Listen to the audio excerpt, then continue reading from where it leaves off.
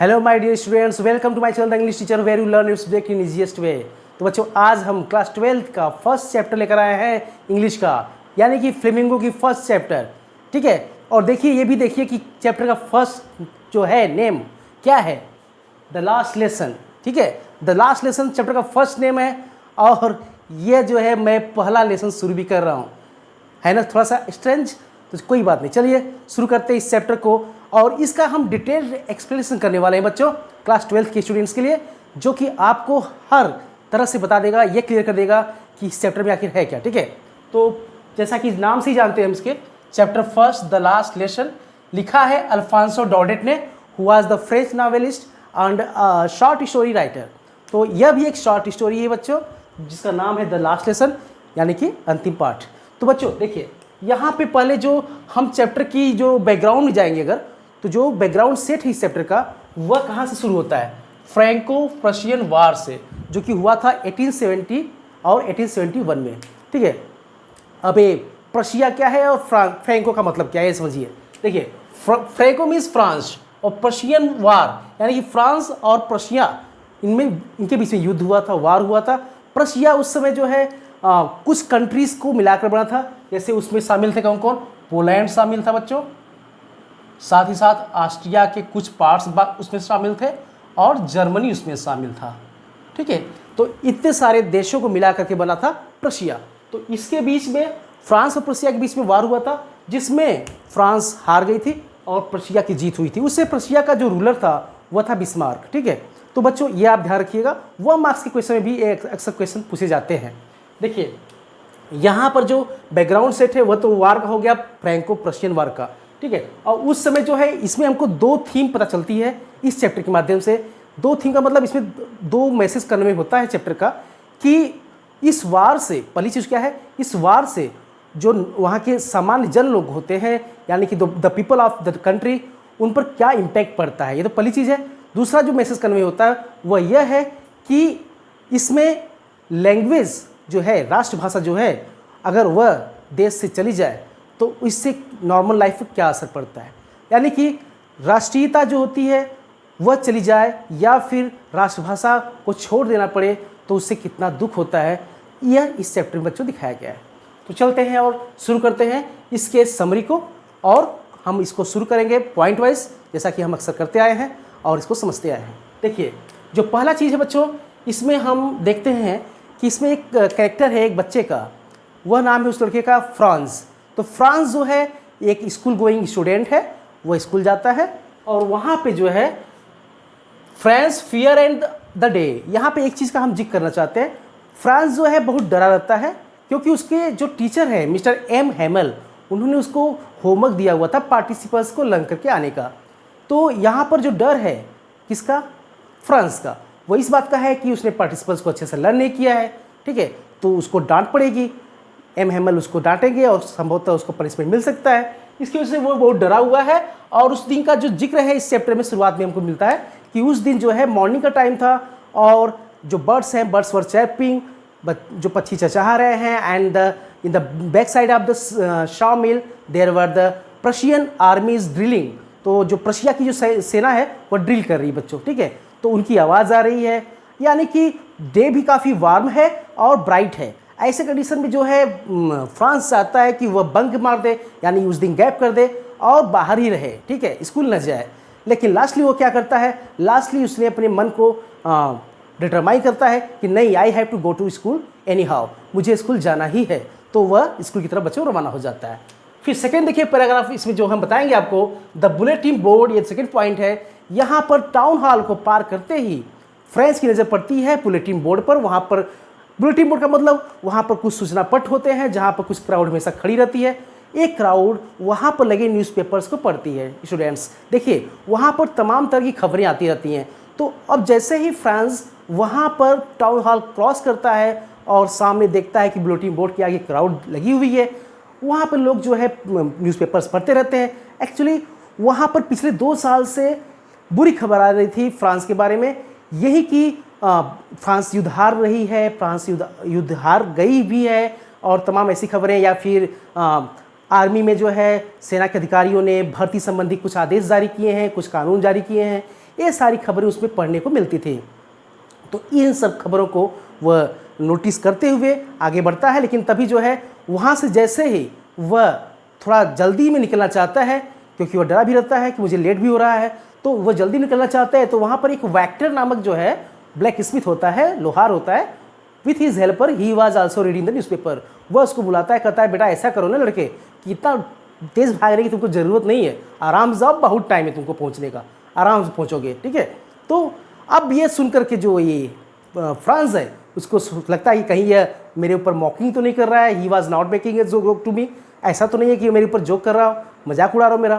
तो वह चल देता है वहाँ से। तो चलते हुए जाता है, फिर वह वहाँ पर मिस्टर एम हैमेल जो कि टीचर हैं स्कूल के, उनके बगीचे में पहुँचता है। और वहाँ से क्या होता है, देखिए, फ्रांस रीच द स्कूल, विद्यालय पहुँचता है। और वहाँ वह उसको क्या सबसे बड़ी अनोखी चीज़ लगती है कि नॉर्मल डेज में क्या होता है कि स्कूल में से काफ़ी शोरगुल होता रहता था, देयर वर अ ग्रेट बशल, यानी कि शोर शराबा होता रहता है, आवाज़ें आती रहती स्टूडेंट्स की। और वहाँ पर उसको उस दिन बड़ा ही शांत वातावरण लग रहा था, और यहाँ पर उसको ऐसा लग रहा है जैसे ये संडे का नॉर्मल मॉर्निंग हो, बहुत ही शांत लग रहा था वातावरण। और वहाँ पर क्या देखता है, वह खिड़की से झाँक कर देखता है तो उसे दिखाई पड़ते हैं कौन, उसे दिखाई पड़ते हैं कि उसके जो क्लासमेट्स हैं वे ऑलरेडी अपने सीट पे जा चुके हैं। और मिस्टर हैमेल वे अपने आर्म्स में एक रूलर लेकर के जो है वॉकिंग कर रहे हैं, हियर एंड देयर चल रहे हैं। और यहाँ पर जो है उसको लगता है कि अब तो बीच में अगर हल्ला हो रहा होता तो धीरे से चुपके से दरवाज़ा खोल के जाके बैठ जाता, कोई सुनता भी नहीं। लेकिन उसको अब यहाँ पर डर है कि ऐसे में कैसे जाए वह, अगर वह जाता है तो सबकी नज़रों में आ जाएगा, खासतौर से टीचर के, एम हैमेल के, और उसे तो पनिशमेंट मिलने ही वाली है। वो बहुत ही डरा हुआ है। लेकिन लास्टली वह क्या करता है बच्चों कि वह दरवाज़ा खोलता है और फिर अंदर प्रवेश कर जाता है। लेकिन यह उसके लिए बहुत ही डर और शर्मिंदगी की बात थी, he was so much ashamed of that. तो वह अंदर प्रवेश करता है बच्चों। और उसके बाद देखिए फिर क्या होता है, द क्लासरूम। तो क्लासरूम जो वहाँ पर क्लासरूम एक अच्छा है, अंदर जो जब वो जाता है तो उसे अंदर प्रवेश करते देखकर उसे उससे बड़ी खुशी होती है, बहुत ही आश्चर्य भी होता है कि मिस्टर एम हैमेल जो थे टीचर, वे उसको कहते हैं कि कोई स्कॉल्डिंग नहीं, बोलते हैं कि बेटा नन्हे फ्रांस ऐसा करो ना, तुम जा कर के अपने सीट पर जल्दी से बैठ जाओ, ठीक है, हम लोग तुम्हारे बिना ही शुरू करने वाले थे, यानी चैप्टर शुरू करने वाले थे, पढ़ने वाले थे, स्टार्टिंग पढ़ाई होने वाली थी, लेकिन तब तक तुम आ गए, ठीक है, जाओ आराम से बैठ जाओ। तो फ्रांस को बड़ा ही वो लोग अच्छा स्ट्रेंज लगता है कि ऐसे विनम्रतापूर्वक आज उन्होंने मुझे पुकारा है बिना कोई डांट के, और जाता है वह बेंच पर उछल करके अपने डेस्क पर बैठ जाता है। अब देखिए वहाँ पर बैठने के बाद क्या होता है, देखिए M Hamels addressing and France thought. तो बच्चों देखिए जब वहाँ फ्रांस बैठ जाता है अपने बेंच पे तो वहाँ पर देखता है कि मिस्टर एम हैमेल ने उस दिन जो पोशाक पहन रखी थी वह उनकी सुंदर हरे रंग की कोट थी, साथ ही साथ उन्होंने अपनी ब्लैक सिल्क रंग की टोपी भी लगा रखी थी। अमूमन वे इस तरह के कपड़े कभी पहनते नहीं थे, सिवाय जो है उस दिन जिस दिन उनको इंस्पेक्शन करना होता था, निरीक्षण करना होता था किसी चीज़ का, या फिर प्राइज अवार्ड जो भी होते थे उनको जो भी डिस्ट्रीब्यूट करते थे, तब इस तरह का विशेष परिधान वो पहनते थे। लेकिन आज इन्होंने क्यों पर रखा है, यह उसकी समझ से बाहर था। फ्रांस इन्हीं सब बातों के बारे में सोच रहा था, और यहाँ पे जो है उसको सरप्राइज भी हो रही थी कि ऐसा क्या है, ठीक है। तो वहाँ पर एक चीज़ और सरप्राइजिंग उसको लगा क्या, कि जब वो सीट पर बैठा तो वहाँ पर फ्रांस ने देखा कि जो सीट्स पीछे खाली रहती थी उन सीट्स पर तो गांव वाले भी आकर बैठ गए हैं। खासतौर से उस पर जो है एक बूढ़ा बैठा हुआ है, अपनी प्राइमर की बुक लेकर बैठा हुआ है। साथ ही साथ वहाँ पर जो फॉर्मर मेयर थे सिटी के वे बैठे थे, और वहाँ पर फॉर्मर पोस्ट मास्टर भी बैठा हुआ था। ये सभी लोग भी बहुत ही उदासी के साथ, सैडनेस के साथ वहाँ पर बैठे हुए थे प्राइमर्स लेकर के। और यहाँ जो हाउसर बताया गया है बूढ़ा व्यक्ति, वह जो है अपने पैरों पर प्राइमर की बुक खोल के बैठा था और अपने चश्मे को भी उस बुक पर रखा हुआ था। यह सब सोच रहा था फ्रांस कि आखिर क्यों ये सब आज जो है यहाँ आकर बैठे हुए हैं। लास्टली उसको यह रियलाइज़ होता है कि यह सब जो चीज़ लोग आए हुए हैं आज यहाँ पर जुटे हुए हैं, कहीं ना कहीं जो है कुछ बातें तो है जिससे यह आकर आज क्लासेस ले रहे हैं, कभी ऐसा तो होता नहीं था, ठीक है। तो अब देखिए यहाँ पर M Hamels addressing and France thought, यहाँ पर अब जो है एम हैमेल कुछ स्पष्ट करते हैं, कुछ क्लियर करते हैं।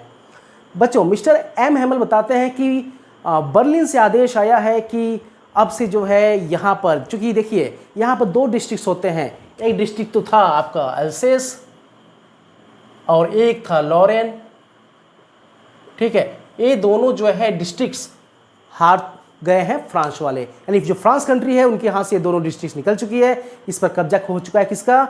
इस पर कब्जा हो चुका है प्रशिया का। तो यहाँ पर जो मिस्टर हैमेल हैं वो बताते हैं, स्पष्ट करते हैं कि अब से जो है इन दोनों डिस्ट्रिक्ट्स में यानी कि एल्सेस और आपके लॉरेन में केवल और केवल जर्मन लैंग्वेज पढ़ाई जाएगी और अब से यानी कि अब से फ्रेंच भाषा नहीं पढ़ाई जाएगी।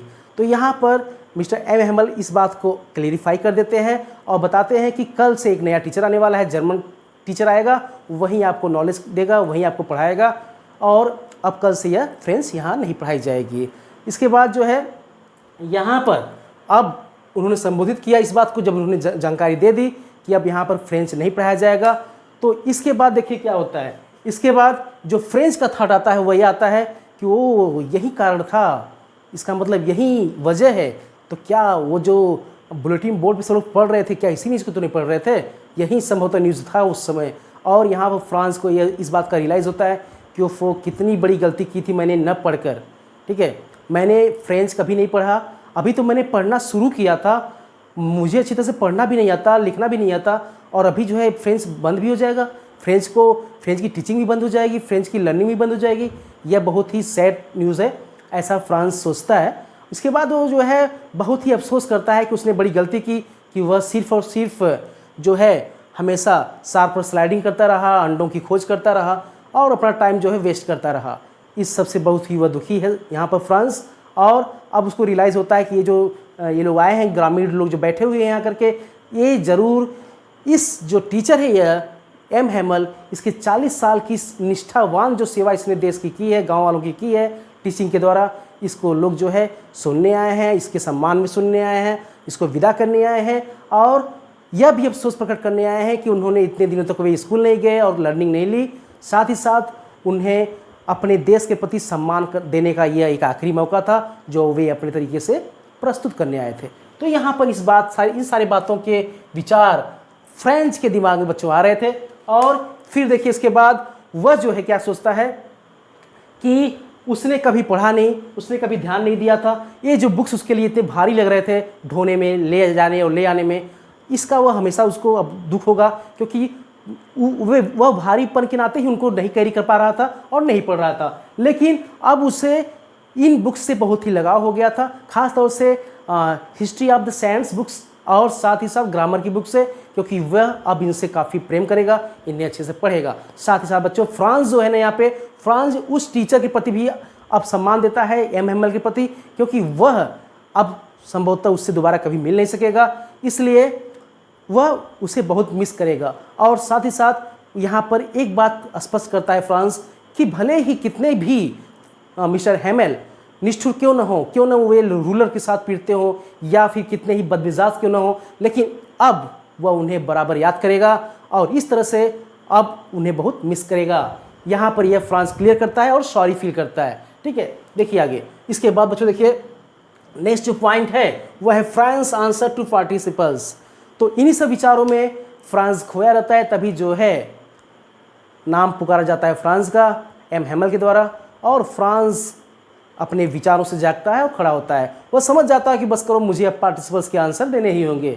तो पार्टिसिपल्स का आंसर चूंकि उसने तैयारी तो की थी, बड़ा खुश भी था कि मैं जोर जोर से स्पष्ट रूप से मैं सारे आंसर्स दूंगा और जोर जोर से बताऊंगा और मुझे भी गर्व महसूस होगा जब मैं आंसर्स दूंगा।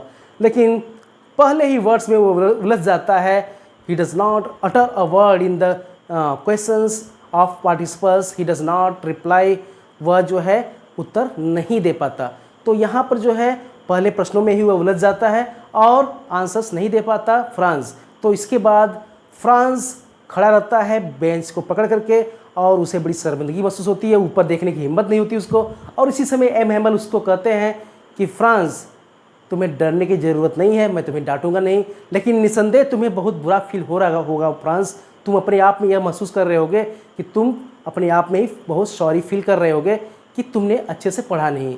खैर कोई बात नहीं फ्रांस, यह तुम्हारी गलती नहीं है, यह जो है ना हम लोगों की गलती है, क्योंकि हम लोग जो है किसी चीज़ को दूसरे दिन के लिए टाल देते हैं, उस दिन नहीं पढ़ते, उस दिन नहीं याद करते। तो यह अल्सेस वालों के लिए बड़ी दिक्कत होती है क्योंकि आज का कार्य वह दूसरे दिन के लिए टालते हैं। ऐसा तुमने भी किया फ्रांस। साथ ही साथ यहाँ पर हैमेल और भी कारण गिनाते हैं वो कारण क्या है आपको देखिए यहाँ पे रीजंस ऑफ नॉट लर्निंग बताते हैं यहाँ पर एम हेमल कहते हैं कि तुमने जो पढ़ाई नहीं की या तुमने लर्निंग नहीं की, तुमने याद नहीं किया, चैप्टर्स अच्छे से पढ़ा नहीं, उसके कुछ रीजंस भी हैं फ्रांस। देखिए यहाँ बताते हैं कि फ्रांस देखिए ऐसा है कि तुम्हारे जो माता पिता हैं वो भी तुम्हारे पढ़ाई को लेकर बहुत ज़्यादा क्यूरियस नहीं थे, वह भी बहुत ज़्यादा उत्सुक नहीं थे, उन्होंने अच्छे से तुमको पढ़ाया नहीं, उन्होंने हमेशा चाहा कि तुम कुछ अन्य एक्टिविटीज़ भी करो, जैसे तुम जाओ आरा मिल पर लकड़ी काटो या फिर कुछ दूसरा काम करो ताकि कुछ पैसा अलग से आए। तो इस कारण से उन्होंने हमेशा तुमसे काम कराया, तुमसे पढ़ाई अच्छे से कराई नहीं। और इसमें मैं भी जिम्मेदार हूँ फ्रांस कि मैंने तुम्हें या तो फूलों में पानी देने का काम करवाया हो या फिर मैंने तुम्हें अपने पर्सनल काम से, जिससे मैं कभी मछली पकड़ने जाता था तो तुमको जो है तुम्हारी छुट्टी कर देता था मैं, उससे तुम पढ़ नहीं पाते थे। तो इसमें सब जिम्मेदार हैं फ्रांस, इसमें तुम्हें अफसोस करने की ज़रूरत नहीं है, यह हम सबकी गलती है। ठीक है, तो यहाँ पर जो है बच्चों यहाँ पर जो है रीजंस ऑफ नॉट लर्निंग आपको क्लियर हो चुका होगा। नेक्स्ट पॉइंट है French is clearest and taught grammar. ठीक है, तो यहाँ पर अब यहाँ एम हेमल बताते हैं बच्चों फ्रांस को और साथ ही पूरे क्लासेस को, कहते हैं कि जितने भी कक्षा में बैठे हुए लोग होते हैं उनको एम हेमल बताते हैं, स्पष्ट करते हैं कि बच्चों ऐसा है, देखिए सभी लोग सुनिए ध्यान से, यहाँ पर जो ये फ्रेंच लैंग्वेज है वो दुनिया की सबसे सरल भाषा है और दुनिया की सबसे सुंदर भाषा है फ्रेंच। साथ ही साथ यह बहुत ही लॉजिकल है, ठीक है, क्लियरेस्ट है, सबसे स्पष्ट है। तो यह बताते हैं एम हेमल और बताते हैं कि यह भाषा बहुत ही अच्छी है। इतना भी बताते हैं कि हमें अपने भाषा को कभी भूलना नहीं चाहिए, क्योंकि भविष्य में अगर जब तुम गुलाम हो जाओगे तो यहाँ पर यह तुम्हारा की होगा, यही लैंग्वेज तुम्हारा की होगा जो तुम्हें स्लेवरी से आज़ाद कराएगा। वो समझ लो स्लेवरी तुम्हारे लिए जेल खाना होगा, लेकिन उसकी चाबी तुम्हारे पास होगी जिससे तुम अपने आप को आज़ाद कर सकते हो। ठीक है, इसके अलावा बताते हैं कि French language is the best language in the world. ठीक है, आगे बताते हैं बच्चों कि किस तरह से जो है हमें अपने भाषा का सम्मान करना चाहिए और उसे सुरक्षित सहज कर रखना चाहिए। इसके अलावा वे ग्रामर भी पढ़ाते हैं, ग्रामर की बुक खोलते हैं और पढ़ाते हैं क्लास के लोगों को कि चैप्टर्स क्या है, उसके ग्रामर के लेसन्स पढ़ाते हैं। और उन ग्रामर के लेसन को पढ़ाते समय यहाँ फ्रांस की फीलिंग सामने आई है। फ्रांस को अब यहाँ पर क्या महसूस हो रहा था कि यह जो चैप्टर्स पढ़ा रहे हैं हेमल इतने अच्छे से पढ़ा रहे हैं, इतना अच्छा समझ में भी आ रहा है। पहले तो समझ में इतना अच्छा नहीं आता था, आज क्या है कि इतनी अच्छी सी जानकारी मिल रही है। तो यहाँ पर फ्रांस के माइंड में आता है कि यह जो एम हेमल है, लगता है सारा ज्ञान आज ही उड़ेल कर पिला देंगे, सारा ज्ञान आज ही दे देने वाले हैं। तो कहीं ना कहीं यहाँ पर फ्रांस सोचता है कि ये जो टीचर हैं बहुत अच्छे से पढ़ा रहे हैं, मोर इजली देन ईवर, यानी पहले से बहुत ज़्यादा आसान लग रहा है अब इनका पढ़ना, और सोच भी रहे हैं कि ये इंसान जाते जाते कहीं सारा ज्ञान आज ही तो नहीं देना चाहता है। ठीक है, इसके बाद बच्चों नेक्स्ट जो पॉइंट है वह है लेसन इन राइटिंग। तो अगली कक्षा जो होती है ग्रामर के बाद वह होती है राइटिंग की क्लास, लेखन का कक्षा होता है, जिसमें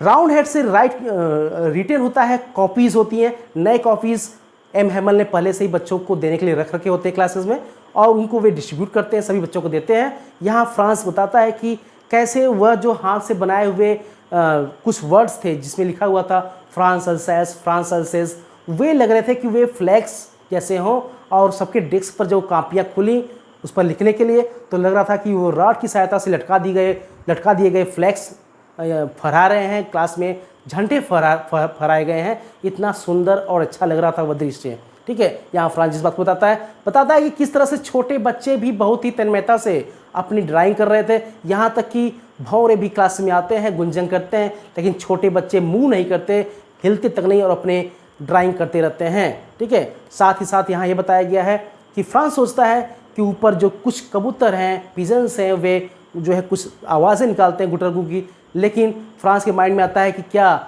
ये जो जर्मन्स हैं, क्या पिजन को भी जर्मन लैंग्वेज सिखा के ही मानेंगे, क्या वे भी सिखा देंगे पिजन्स को जर्मन बोलना। ठीक है, इस तरह का जो है थॉट यहाँ फ्रांस के माइंड में आता है।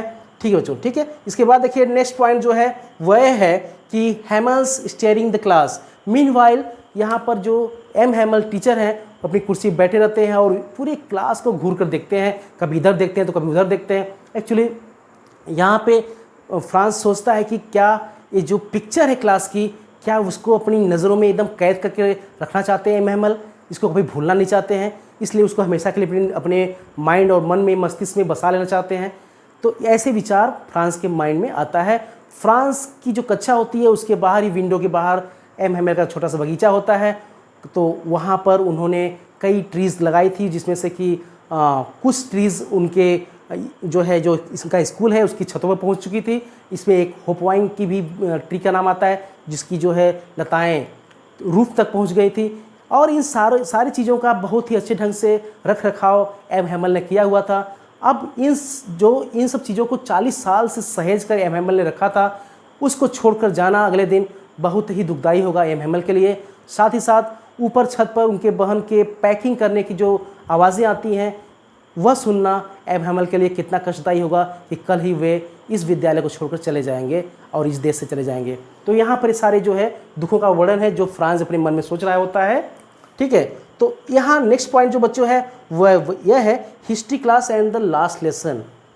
इसके बाद जो है बताया गया है कि इन सब बातों से कभी भी एम हैमल परेशान नहीं होते थे, बड़े ही आत्मविश्वासी थे, बहुत ही करेजियस थे। और इसके बाद जो है हिस्ट्री का लेसन वे पढ़ाते हैं, हिस्ट्री की क्लासेस कराते हैं। और हिस्ट्री की क्लासेस कराने के बाद वहाँ पर जो है बताया गया है कि किस तरह से जो है छोटे बच्चे होते हैं वे अपनी प्राइमरी की जो बुक्स लेकर ABCD जो भी पढ़ रहे होते हैं, वहाँ पे सारे बच्चे पढ़ रहे होते हैं। साथ साथ जो वहाँ पर हॉजर है, ओल्ड मैन है, वह भी अपनी प्राइमर की सारे लेटर्स को पढ़ रहा होता है। और जिस तरह से वह पढ़ रहा था लग रहा था कि जैसे वह रो रहा हो। ठीक है, इस तरह की आवाज़ें उसके मुंह से आ रही थी स्टेंसी। और फ्रांस यहाँ पर यह कह रहा है कि उस हॉजर की जो वर्ड्स प्रोनाउंसिएशन था उसको सुनकर लग रहा था जैसे मुझे हंसी आ जाएगी, हंसने का भी मन कर रहा था और एक साइड रोने का भी मन कर रहा था। तो इन सब बातों का विचार फ्रांस करता है। और यहाँ पे बताया गया है कि जो है किस तरह से यह लास्ट लेसन था यहाँ पर एम हैमल का। उन्होंने लास्टली क्या किया, उन्होंने तभी सुनाई पड़ता है क्या कि जो है सोल्जर्स आते हैं, फ्रसियन सोल्जर्स आते हैं, वहाँ सामने से आ रहे होते हैं और उनकी जो है जो ट्रम्पेट्स बजाते हैं उसकी आवाज़ विंडो के अंदर तक आती है। दोपहर का 12 बज चुका होता है और चर्च की जो बेल है वो बजती है। वहाँ पर एक एंजेलस नामक जो है प्रेयर होता है और उसके बाद जो है तुरंत यहाँ पर mister M Hamel stand up हो जाते हैं, खड़े हो जाते हैं। और खड़े होने के बाद वे बड़े बड़े अक्षरों में चाक उठा करके, जितना बड़ा हो सकता था उतना बड़ा उन्होंने चाक उठा करके बस इतना लिखा कि वायु ला फ्रांस। बच्चों इसका मतलब होता है कि फ्रांस जिंदाबाद। ठीक है, इतना लिखते हैं। उसके बाद जो है वो बोलना भी चाहते हैं, इतना कहते हैं फ्रेंड्स आई, बस इतना बोलते हैं। देखिए गला उनका रुध जाता है, गला जैसे उनका बंद हो जाता है। There is a choking in his throat, उनके गले में जैसे कोई चीज़ होती है जो रोक देती है, बोलने नहीं देती है, ऐसा उनको महसूस होता है। और वे अपना बोल भी नहीं पाते हैं, गला रुध जाता है, बोलने की साहस करते हुए भी बोल नहीं पाते। इतने दुखी होते हैं वो कि कुछ कह नहीं सकते थे वहाँ पे उस समय। और उसी समय जो है वे बस बच्चों को इशारा करते हैं, सारे क्लासरूम वालों को इशारा करते हैं कि आप लोग जो है जा सकते हैं, the class is dismissed, you may go now. तो बस वो इशारा करते हैं हाथ से एक साइड से, सिर को वे टिका लेते हैं दीवार पर ब्लैक बोर्ड के साइड में और बच्चों को बस हाथ से इशारा करते हैं कि आप जा सकते हैं, you may go. So this was the video of today students. I think that you have understood very well. आज की वीडियो बस इतना ही। I think that you will have understood also. तो अब आशा करते हैं कि जल्द ही नेक्स्ट वीडियो अपलोड करेंगे। लेकिन हाँ, चैनल पर नए हैं तो जरूर सब्सक्राइब कीजिए और लाइक भी कीजिए अगर वीडियो पसंद आती है तो। साथ ही साथ बच्चों जो है मैं आशा करता हूँ कि आप लोग इसको अच्छे से वाच करेंगे। So keep watching and still learning till then next video. Thank you.